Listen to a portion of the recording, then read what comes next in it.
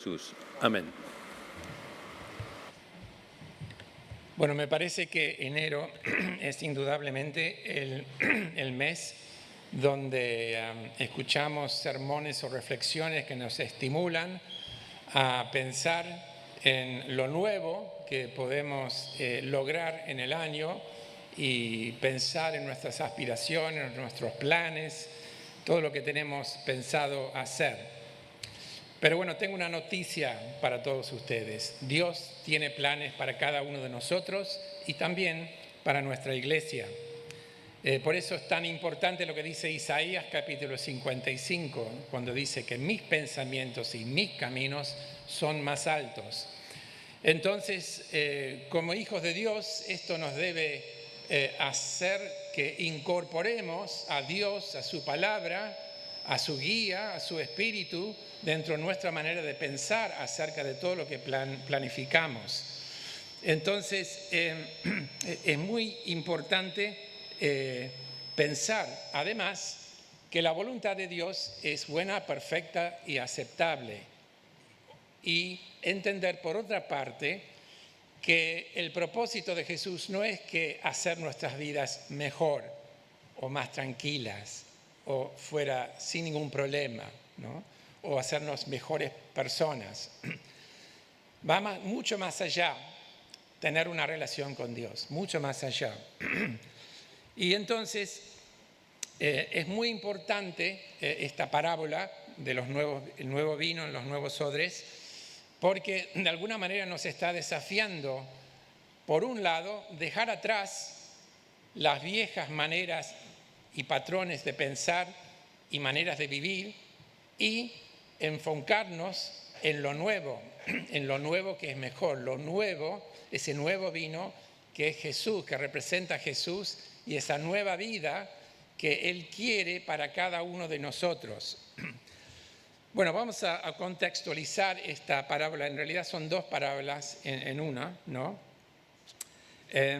Y el contexto es que bueno, los fariseos nuevamente lo estaban encarando a Jesús, criticándolo porque sus discípulos no estaban ayunando como hacían los discípulos de Juan el Bautista.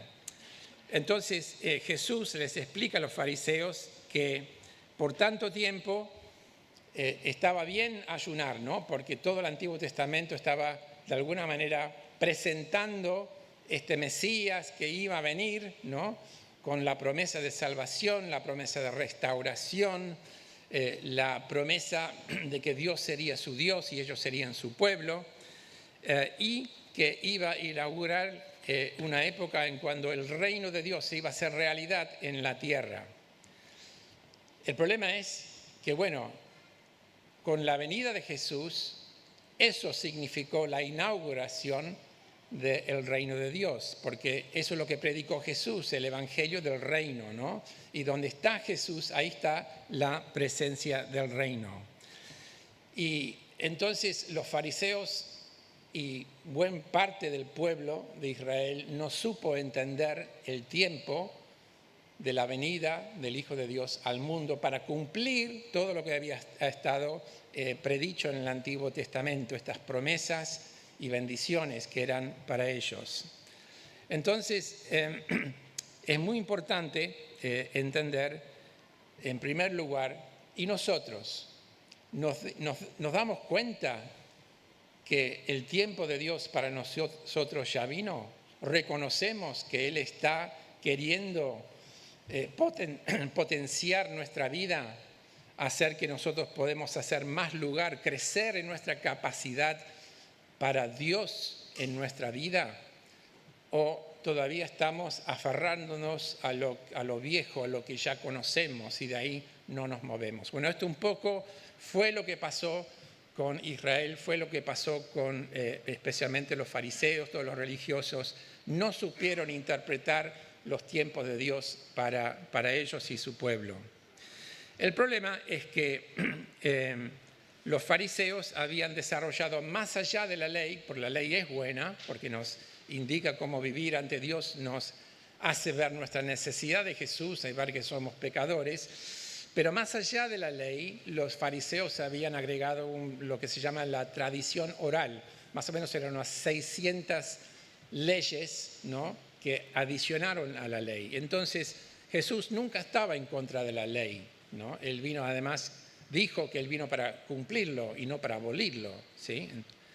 Pero sí estaba en contra de esta tradición oral que hacía que las personas vivan una religiosidad y un legalismo que los alejaba de Dios, ¿sí?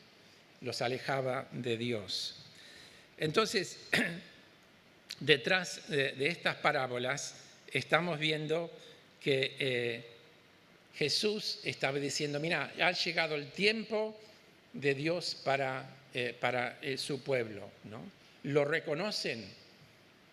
Estamos conscientes de que Dios está acá, que Dios está golpeando en la puerta de nuestro corazón para decir, mira, todo bien, sos mi hijo, pero quiero más por vos. Quiero que te adueñes, quiero que te apropies de toda la riqueza de este banquete que yo pongo por delante tuyo, ¿no?, en la vida. ¿Tenemos apetito por las cosas de Dios? Es una buena pregunta, ¿no? O tenemos indigestión espiritual. No, ya tengo suficiente de estudios bíblicos, de palabra, de esto, lo otro. No, iglesia, ya estoy en un tiempo de descanso, ¿no? Entonces, la pregunta que en esta mañana debemos hacernos, ¿estamos haciendo lugar para el obrar del Espíritu Santo en nuestra vida? No sé si alguna vez se han hecho esa pregunta, ¿no? Pero es muy importante, ¿no?, ver que el propósito del Espíritu Santo, de su venida, es potenciar toda esa vida que recibimos en Cristo, esa vida eterna, ¿no?, esa salvación. La salvación muchas veces lo limitamos al momento en que creemos en Jesús, pero vivir esa vida eterna, aplicar las bendiciones de la salvación, esa es la obra del Espíritu Santo. Entonces, tenemos que hacernos la pregunta, ¿cuán abierto estoy a que Dios, a través de su palabra, su Espíritu, me está llevando a conocerle mejor, tener más capacidad de Dios en todas las áreas de mi vida, de tomar conciencia de que yo puedo ser mucho más efectivo en su servicio de lo que yo creo que puedo hacer o no ser? Porque en realidad lo que tenemos que entender es que esa efectividad no depende estrictamente de nosotros, sino del Espíritu. Pero para eso tenemos que ser humildes, tenemos que abrir nuestro corazón, tenemos que, a través de la palabra, en oración, realmente buscar. Por eso cantamos esa hermosa canción, Yo te busco, ¿no? Y la verdad, bueno, es una buena pregunta. ¿Estamos en una búsqueda de Dios más profundo, de tener comunión con Él en esta mañana? Entonces, yendo a la parábola en sí, bueno, yo no soy ningún experto, obviamente, con cómo hacer vestidos y hacer cosas así, ¿no? Pero el principio está muy claro, ¿no?, con las dos ideas, ¿no?, de que no se puede mezclar lo viejo con lo nuevo, ¿sí?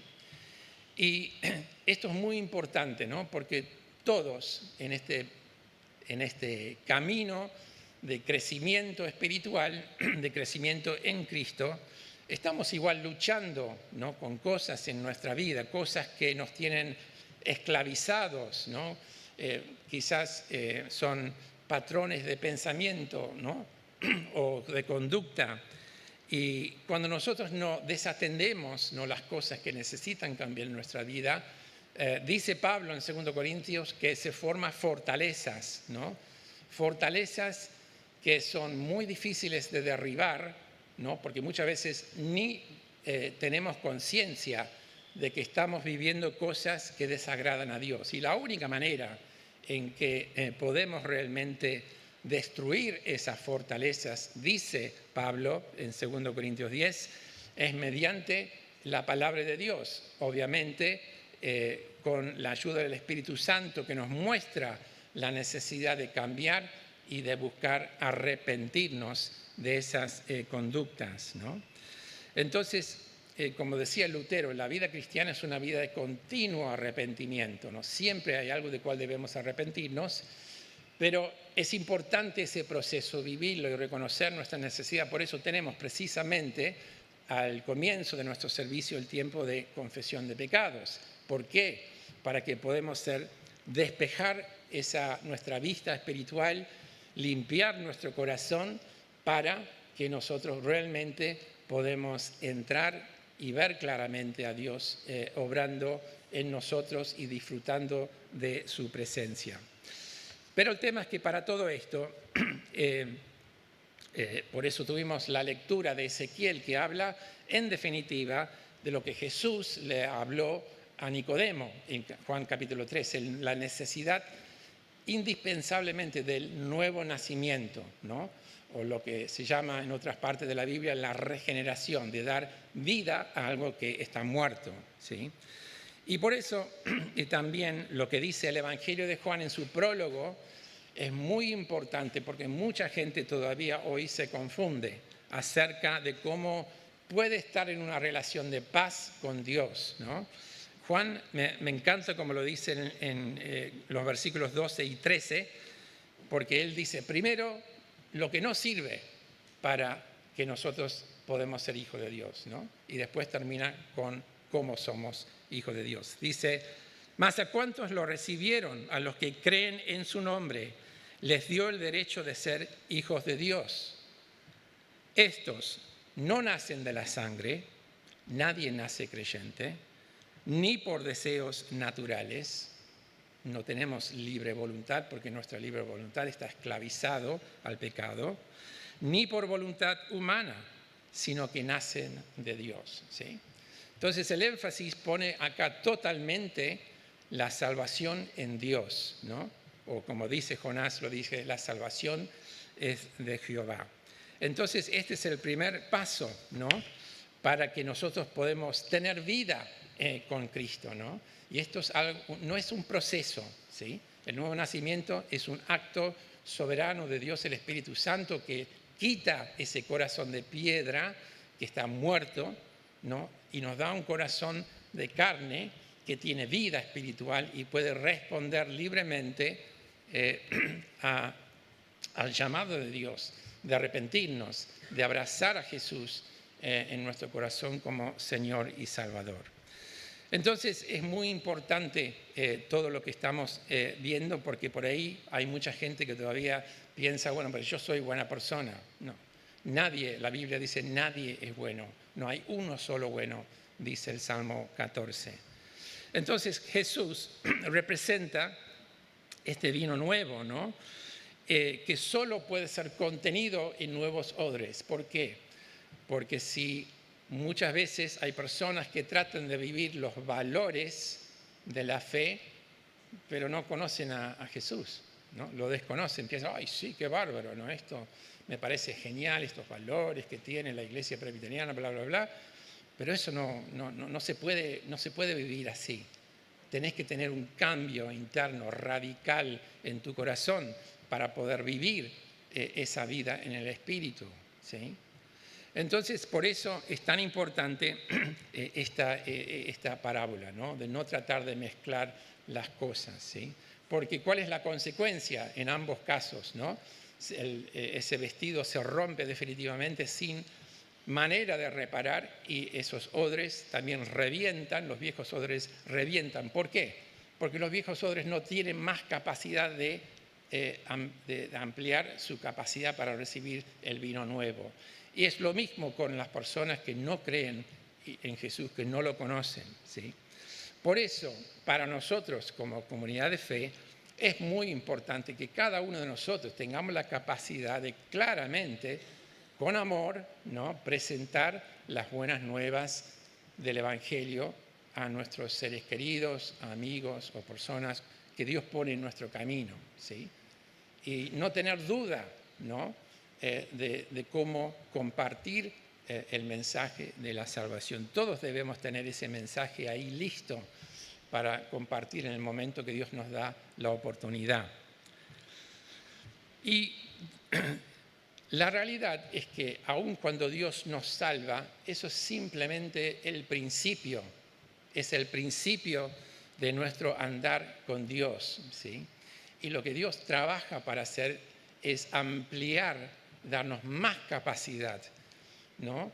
Que prestemos más atención a las cosas de Dios, que realmente reconozcamos que en cada área de la vida debemos someternos a la autoridad de Dios. Por eso Efesios 4:23 dice, ser renovados en la actitud de tu mente, ¿sí? Entonces, qué importante, ¿no? El contexto de este versículo en Efesios, el 22, dice, sáquense en el ropaje de la vieja naturaleza, sean revestidos, renovados en la actitud de su mente para luego ponerse el ropaje de la nueva naturaleza creado a imagen de Dios, ¿sí? Entonces, en este proceso de santificación o renovación, sí somos llamados a participar. ¿Por qué? Porque el Espíritu de Dios mora en nosotros, porque Cristo está en nuestra vida y tenemos la capacidad con el Espíritu de ir en pos de esas nuevas aventuras en el Señor por cual Dios nos quiere participar.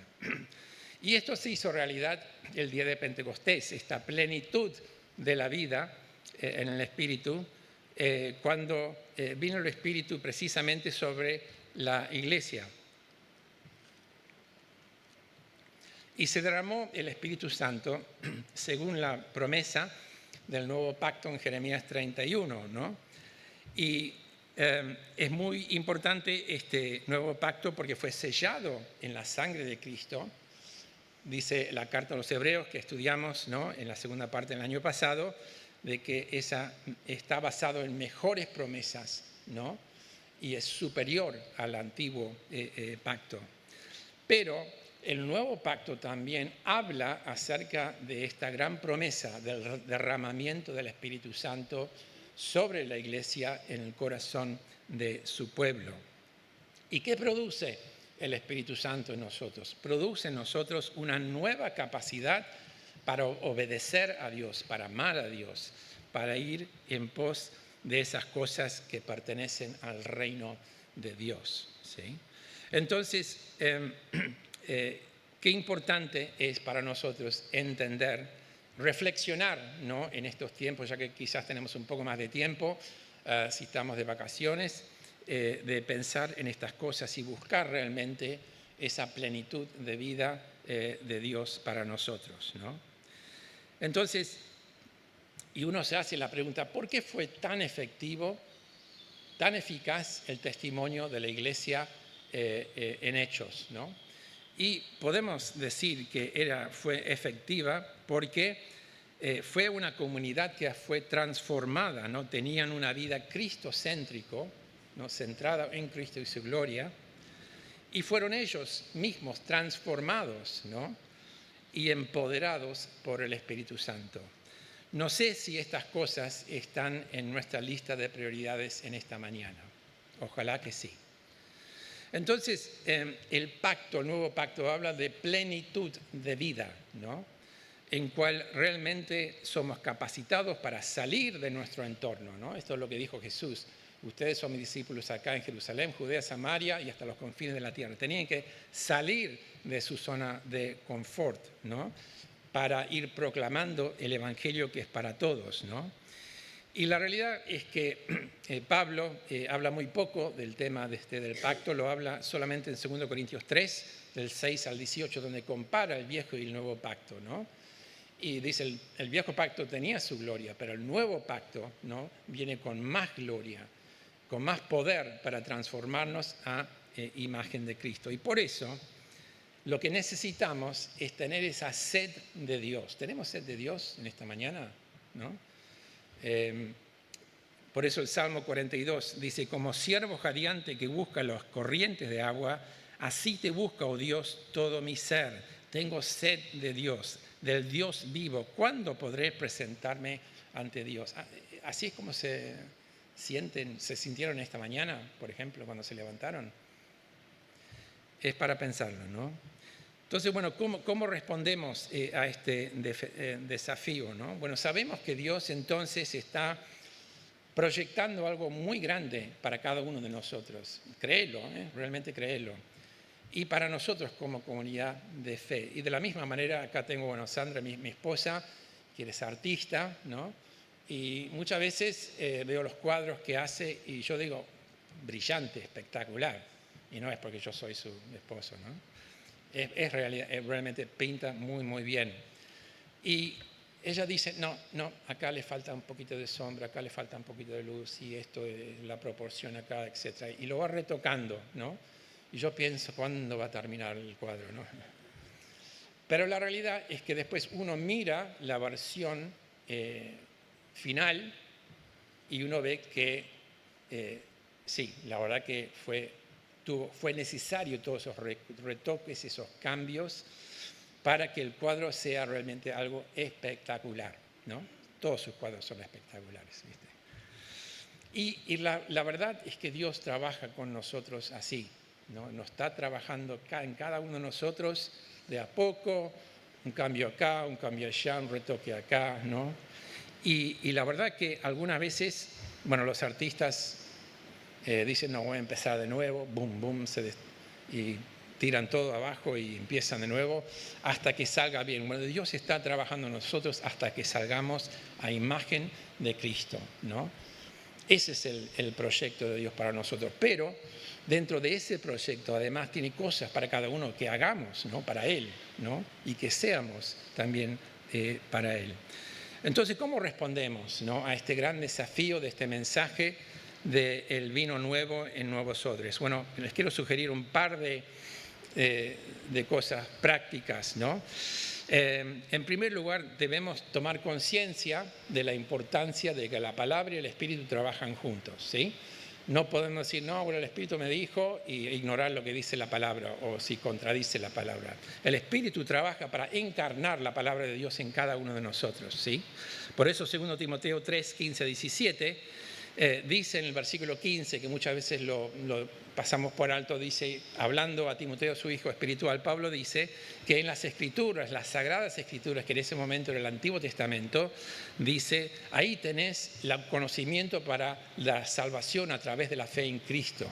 Y después, en el 16 y 17, habla acerca de que toda Escritura es inspirado por Dios y útil para resguardar, para cambiarnos, para equiparnos, etc., ¿no? Entonces, ¿cómo debemos responder? Bueno, obviamente nuestra vida tiene que estar centrada en la palabra de Dios para que pueda ser centrada en Cristo, ¿no? Porque las Escrituras tienen como mensaje principal a Cristo, ¿no? Pero también el Espíritu Santo nos ayuda a entender, nos ayuda a cambiar, nos habla, ¿no? A medida que nosotros leemos la palabra de Dios. Entonces, en primer lugar, debemos creer, estar seguros, creemos en el mensaje de Dios, en Jesús, pero también tenemos que someternos a un proceso de crecimiento, de renovación constante. Y por último, como nos dice el versículo 17, es comprometernos, ¿no? Con la obra de Dios. Esto no significa que somos todos pastores, aunque bueno, nosotros creemos en el sacerdocio universal de todos los creyentes, todos somos ministros de alguna manera. ¿Y en qué cosas debemos ocuparnos? Por lo menos todos nosotros. Cada uno tiene su don, tiene su ministerio, está buenísimo, pero por lo menos todos debemos estar unidos en el fin de evangelizar, ¿no? De proclamar las buenas nuevas de Jesús. Esta es la primera tarea de cualquier iglesia, es el evangelismo, ¿no? Pero también necesitamos ir más allá del evangelismo y entender la importancia del discipulado. ¿Qué significa ser un discípulo de Jesús? Bueno, la palabra significa ser un aprendiz de Jesús, alguien que se sienta a los pies de su maestro y piensa como él, actúa como él, lo sigue, ¿no? Seguidor de Jesús. Bueno, estas son las cosas en primera instancia que debemos prestar mucha atención como iglesia, estos dos ejes, ¿no? Para poder tener una iglesia fuerte y saludable, ¿no? Y el propósito de todo esto es para que nosotros también participemos en la gran misión de Dios, que es extender su reino por todas partes, ¿no? Y por eso es importante lo que dice Pablo sobre todo esto, ¿no? Y entonces es importante perdón, me confundí acá. Es importante para todo esto saber cómo vivir por gracia, ¿sí? Siempre decimos somos salvos por gracia, pero la realidad es que también vivimos por gracia, vivimos dependiendo de Dios, no independientemente de Dios.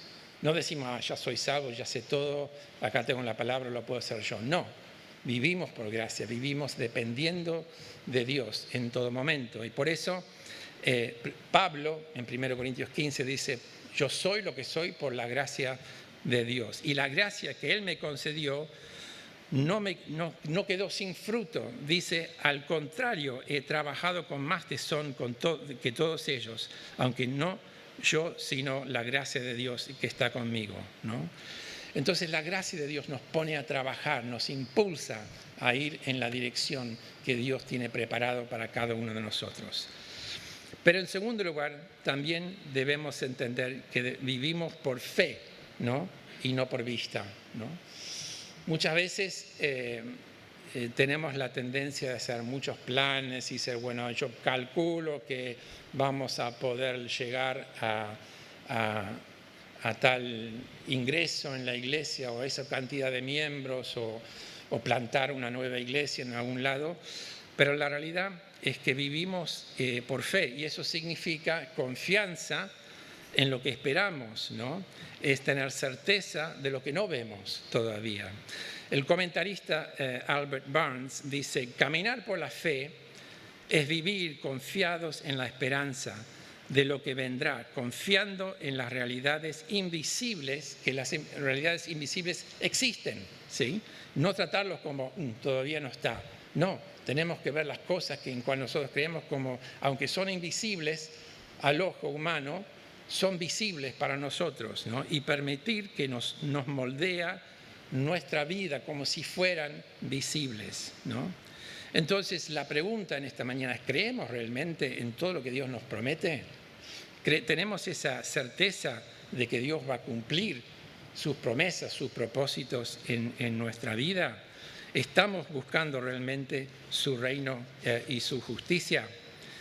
Entonces, también para esto necesitamos, aparte de evangelizar, discipular y buscar la presencia de Dios en nuestra vida, tenemos que ser firmes, ¿no? Mantenernos firmes, inconmovibles en la obra del Señor. Hay momentos cuando nos sentimos desanimados, ¿no? Cuando es muy difícil medir, por decir de una manera, el crecimiento, el éxito, entre comillas, de una iglesia, ¿no? Pero, no obstante, aún en nuestra debilidad, aún con nuestras flaquezas y imperfecciones, Dios trabaja, ¿no? A través de nosotros y usa nuestro servicio para bendecir a otros. Pero otra cosa, otro elemento indispensable, ¿no? Es la oración, ¿no? Y alguien ha dicho que cuando el hombre trabaja, pero cuando el hombre ora, Dios trabaja, ¿no? Y esto es lo que nosotros queremos, que Dios haga su obra entre nosotros y por medio de nosotros.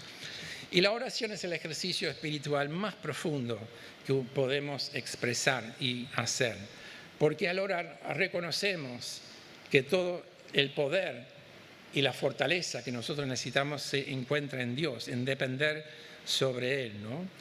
Y bueno, nosotros tenemos nuestro grupo de intercesores, nuestro grupo de oración, pero bueno, ¿cuánto tiempo le estamos dando a la oración, ¿no? Especialmente con respecto a los planes de Dios para nosotros como iglesia, ¿no? Y por último, somos llamados a vivir con un corazón por Dios. No vivimos con, bueno, yo diezmo, yo voy a la iglesia, no me reclames nada más, ¿no? No, eso no es la vida. Vivimos con Dios, con un corazón por Dios, por todo lo que Él es, por todo lo que Él ha hecho en nosotros. Y Él ha hecho muchísimo más de lo que nosotros podemos pedir o esperar. Y entonces debemos vivir con ese amor ardiente por Dios. Tenemos ese fuego por Dios en nuestro corazón. Miren lo que dice Pablo en Hechos 13 acerca de David, ¿no? David tenía sus cosas, ¿no? En su vida. Pero dice, tras destituir a Saúl, puso por rey a David, de quien dio este testimonio. He encontrado en David, hijo de Isaí, un hombre conforme a mi corazón. ¡Wow! Qué fuerte, ¿no? Él hará todo lo que yo quiera. Y después, algunos versículos más adelante, en el versículo 36, dice, pensando en cuál fue la consecuencia, las implicancias de la vida, la actitud con cual vivió David su vida, en verdad, David, después de servir a su propia generación, conforme al propósito de Dios. ¡Wow! Es muy fuerte esto, muy fuerte. Nosotros ahora nos toca en nuestra generación servir el propósito de Dios. ¿Cuál es? ¿Lo sabemos?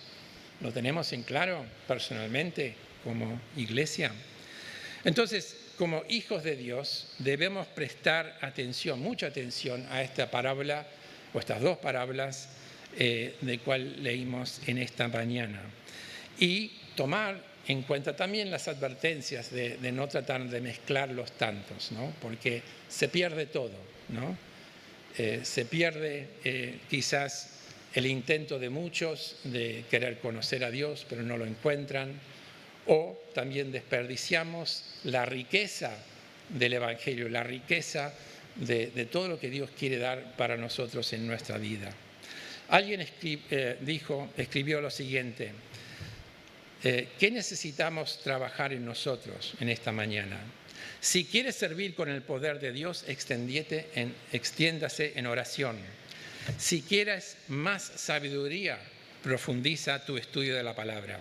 Si quieres agradar a Dios y bendecir a tu prójimo, toma las oportunidades que se te presentan para mostrar más amor por Dios y otros. Si queremos ser referentes en la sociedad, entonces extiéndate tu tiempo a solas con Dios, ¿no? Entonces, bueno, acá tenemos algunas respuestas a estas preguntas que estamos plantando y este desafío que estamos plantando. Dios tiene cosas, planes para nosotros para el 2025. Que cada uno de nosotros podemos realmente tomar tiempo, estar a solas con Dios, ¿no?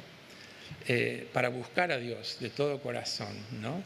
Para, como dice esa última canción del bloque, reina en mí, Señor, ¿sí?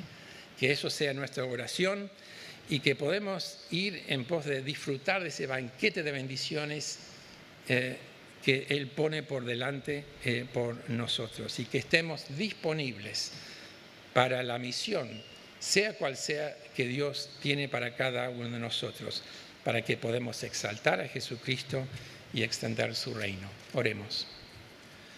Señor, te damos gracias por tu palabra. La verdad que nos desafía a vivir de una manera distinta, de una manera más centrado y arraigados en Cristo. Y Señor, te damos gracias que tenés tanto, pero tanto preparado para cada uno de nosotros, para disfrutar, para conocer y ser útil en tu servicio. Te pedimos, Señor, que nos dé esa gracia para reconocer las cosas que necesitan cambiar en nosotros y reemplazarlos con esas conductas de la nueva naturaleza que te agrada a ti. Te lo pedimos en el nombre de Jesús. Amén.